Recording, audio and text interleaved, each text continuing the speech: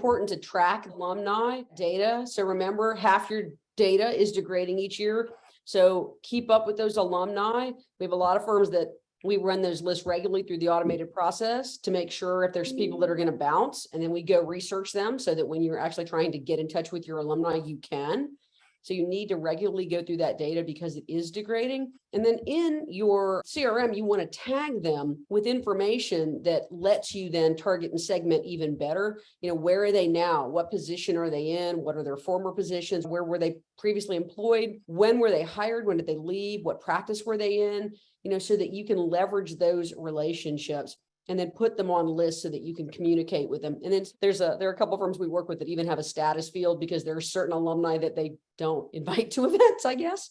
And so they have to tag those as well. But you definitely want to tag them and categorize and segment so you can communicate effectively and leverage those relationships.